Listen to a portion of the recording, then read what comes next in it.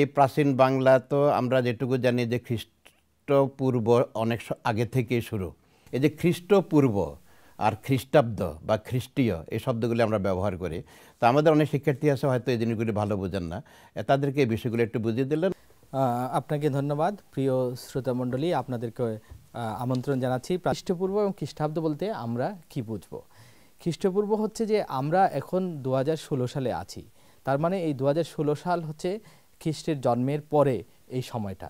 এখন যীশু খ্রিস্ট যিনি হচ্ছেন খ্রিস্টান ধর্মের প্রবক্তা, তার সময়কাল, তার আবির্ভাবটাকে ঐতিহাসিকরা সারা দুনিয়াতে এবং সারা পৃথিবীতে এটাকে একটা সূচনা বিন্দু হিসাবে এখনকার সময়টাকে ধরে নিয়েছেন। অর্থাৎ তার আগে তাহলে পৃথিবীটা ছিল, তিনি জন্মগ্রহণ করার আগে একটা পৃথিবী ছিল।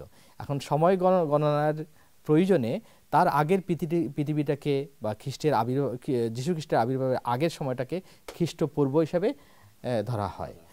এখন যদি আমরা বলি খ্রিস্টপূর্ব 2000 সাল, তাহলে হবে এই 2016 সালের সাথে যুক্ত হয়ে 4016 সাল হবে। অর্থাৎ খ্রিস্টপূর্ব, খ্রিস্টের জন্মের আগের পৃথিবী বা সময়টাকে খ্রিস্টপূর্ব বলা হয় এবং খ্রিস্টের জন্মের পরের সময়টাকে বলা হয় থাকে খ্রিস্টাব্দ।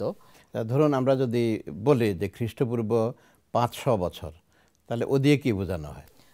এর সাথে মানে 2016 সাথে এই 500 বছর যুক্ত হবে, তখন হবে যে প্রায় 2100 বছর, 2100 বছর আগের কথা, আগের বছর। হ্যাঁ, বা 2500 জন্মের যে সময়টা, যে তারিখ সাধারণত নির্ধারণ করা হয়েছে, ওর থেকে পরের যে অংশটুকু সময়ের, ওইটাকে বলে খ্রিস্টাব্দ বা খ্রিস্টীয় সাল, যেটাকে আবার অনেকে বলা হয় যে কমনেরা বা সাধারণেরা, সারা পৃথিবীর লোকজনই এটা গ্রহণ করেছে।